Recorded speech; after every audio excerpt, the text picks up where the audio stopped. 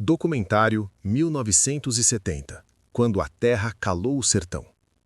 Narração. No início da década de 1970, o sertão de Pernambuco enfrentou uma das mais duras secas de sua história. Não foi apenas a ausência de chuva, foi o silêncio da terra, o fim do verde, o desaparecimento da esperança. Durante meses e, em alguns lugares, anos, o céu permaneceu fechado, negando ao sertanejo o que sempre sustentou sua vida, a água. O chão rachado parecia um espelho do sofrimento humano. A terra abria fendas profundas, como se gritasse por socorro. Os rios secaram, açudes viraram lama, barreiros desapareceram. Onde antes havia criação, roça e sustento, restava apenas poeira e vento quente.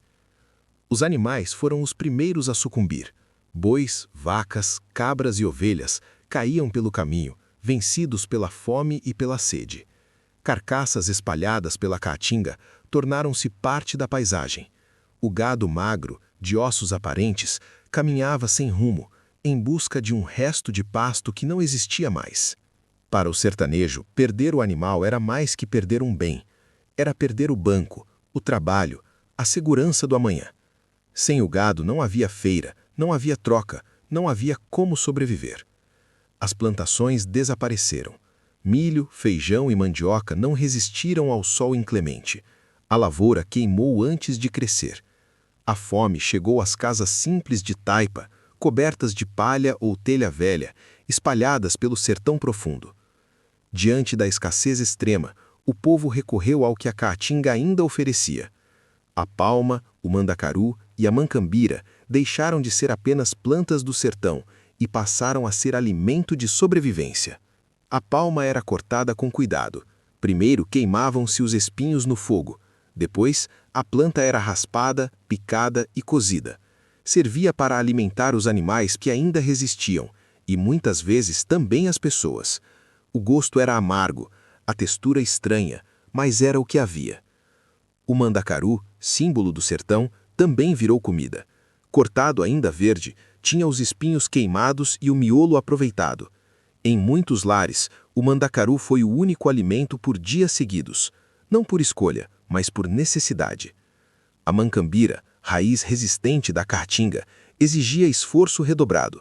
Era arrancada do chão duro, lavada, triturada e cozida por horas para retirar o veneno natural. Um trabalho longo, pesado, muitas vezes feito por mulheres e crianças, sob o sol forte, para garantir uma refeição mínima. A fome não escolhia a idade. Crianças tinham o ventre inchado. Idosos enfraqueciam rapidamente.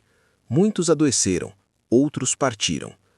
A seca também provocou o êxodo. Famílias inteiras deixaram o sertão.